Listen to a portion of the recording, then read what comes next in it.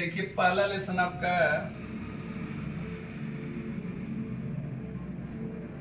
Electrostatic.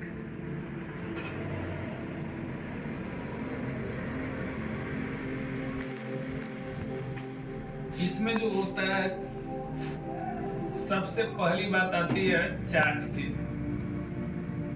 Charge मतलब होता है आवेश। इसमें पूरे चैप्टर में जो है पूरा इस यूनिट में ये क्या होता है, चार्ज स्टैटिक होता है। मतलब चार्ज चलता फिरता नहीं है, चार्ज चलता फिरता नहीं है। अब इसमें चार्ज की जो बात आती है तो ये चार्ज होता क्या है, तो जो चार्ज होता है ये जो होता है इंटीग्रल मल्टीपल ऑफ इलेक्ट्रॉन होता है। इलेक्ट्रॉन होता है मतलब आवेश का पूरे गुणज होता है। इस चार्ज को रिप्रेजेंट कैसे करते हैं, तो स्मॉल क्यू से या कैपिटल क्यू से, दोनों से रिप्रेजेंट किया जा सकता है। और Q इक्वल टू जो होता है एन ई होता है, जहां एन जो है इंटीजर है और ई जो है इलेक्ट्रॉन है। इलेक्ट्रॉन पे जो चार्ज होता है 1.6 इंटू 10⁻⁻19 कूलम होता है। इसका मतलब अगर इलेक्ट्रॉन का यूनिट कूलम आप जानते हैं तो चार्ज की यूनिट भी क्या होती है, कूलम ही होती है। ये जो चार्ज होता है दो तरह का होता है, टाइप्स ऑफ चार्ज। पहला होता है पॉजिटिव चार्ज, जिसको हम लोग कहते हैं धनात्मक आवेश, और दूसरा होता है नेगेटिव चार्ज, जिसको कहते हैं ऋणात्मक आवेश। ये दोनों आवेशों के कुछ गुण होते हैं। तो इसमें सबसे पहला गुण होता है इनका कि जो सेम चार्ज होते हैं, मतलब लाइक चार्ज बोलते हैं इनको, या इसको हिंदी में बोलते हैं समान आवेश। एक दूसरे को क्या करते हैं, तो रिपल्सिव फोर्स लगाते हैं,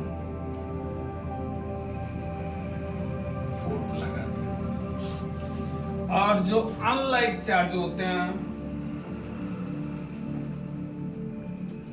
जिनको हम लाइक नहीं करते हैं, अनलाइक चार्ज मतलब अपोजिट चार्ज।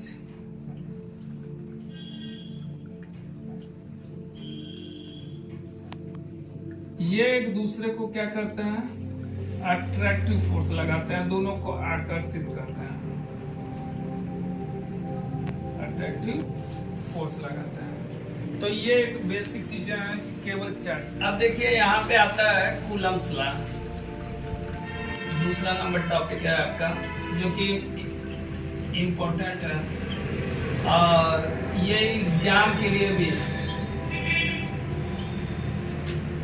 कूलाम का नियम हिंदी में बोलता है, कूलाम का नियम। अच्छा, इस कूलाम के नियम में क्या है, तो अभी बताया चार्ज के विषय में दो तरह के चार्जेज होते हैं, एक पॉजिटिव होता है, दूसरा नेगेटिव होता है। लेकिन इन दोनों को अगर इस तरह के कई आवेशों को, मतलब कई चार्ज को एक पास रखा जाए, तो अगर सपोज कर लीजिए कि आपके पास एक चार्ज यहाँ पे है Q1 और एक चार्ज यहाँ पे है Q2।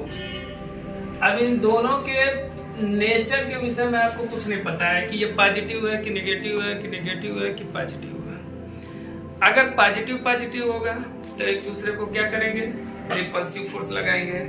अगर पॉजिटिव नेगेटिव होगा तो एक दूसरे पे अट्रैक्टिव फोर्स लगाएंगे। तो इस पे जो लगने वाला अट्रैक्टिव और रिपल्सिव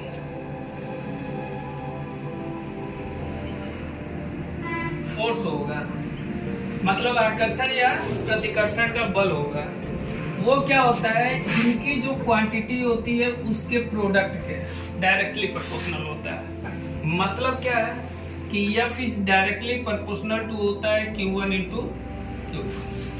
सपोज कर लीजिए इन दोनों के बीच की जो डिस्टेंस है वो क्या है, स्मॉल r है।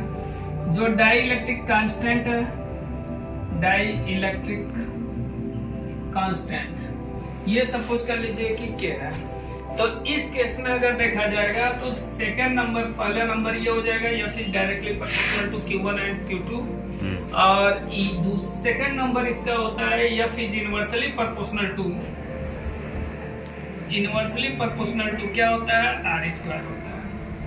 अगर इन दोनों इक्वेशन को हम लोग क्या करते हैं कि कंबाइन कर देते हैं, तो जैसे ही कंबाइन करेंगे तो हमको मिल जाएगा क्या,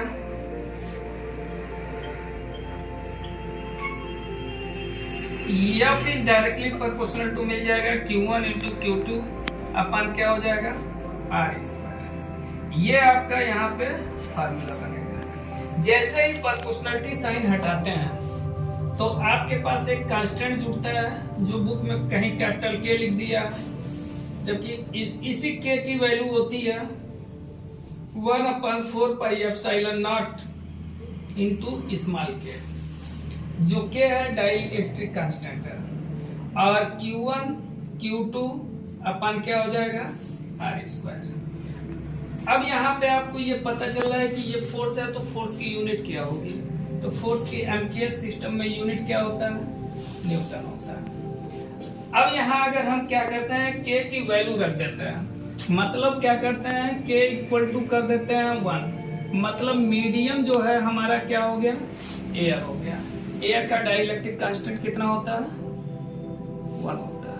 एयर का डाइलेक्ट्रिक कांस्टेंट कितना होता है, 1 होता है। तो यहाँ पे रखा जाएगा तो F इक्वल टू हो जाएगा 1/4 pi epsilon not into Q1 into Q2 अपन क्या हो जाएगा, R स्क्वायर। इस पूरे की जो वैल्यू होती है where 1/4 pi epsilon naught equal to होता है 9.0 इंटू 10 विद पावर 9, और इसकी यूनिट जो होती है न्यूटन मीटर स्क्वायर पर कूलम स्क्वायर। यही से निकल रहा हूँ, इसका न्यूटन, इसका मीटर स्क्वायर, और ये नीचे चला जाएगा तो कूलम मिल करके कूलम स्क्वायर हो जाएगा। तो ये इसकी पूरी की पूरी वैल्यू होती है। ये भी एक नंबर में आपको पूछा जाता है।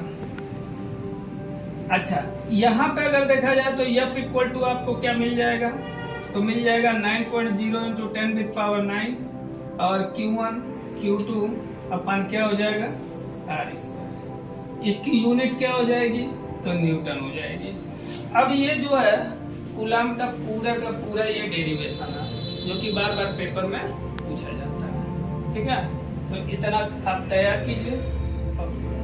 Value of epsilon not, epsilon not का वैल्यू कितना होता है, ठीक है, ये भी बहुत इंपॉर्टेंट है, जो कि बार बार पेपर में पूछा जाता है और कंपटीशन में भी। अच्छा, दूसरे इसको कैसे निकाला जाता है तो हमको पता है, वी नो दैट, हम जानते हैं, अभी बताए थे कि 1/4 pi epsilon naught equal to होता है 9.0 into 10 with power 9 newton metre square पर कूलम स्क्वायर, ये होता है।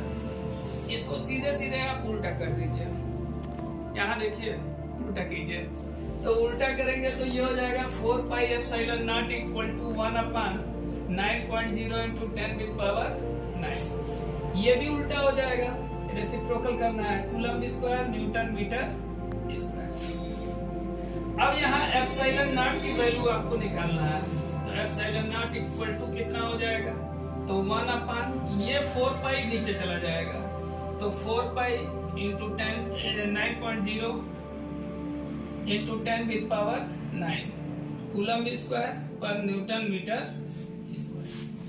पाई की वैल्यू आपको पता है कितना होता है, तो 1/4 इंटू 3.14 होता है into 9.0 into 10 with power 9 coulomb square पर न्यूटन मीटर स्क्वायर। अब इस पूरे को अगर कैलकुलेट करेंगे आप तो ये आएगा epsilon naught equal to 8.85 into 10⁻⁻12 coulomb square पर न्यूटन मीटर स्क्वायर। ये वैल्यू जो है 1 नंबर में भी पूछा जाता है, डिराइव करने के लिए भी दिया जाता है, और लगभग हर कंपटीशन में इसको पूछा जाता है।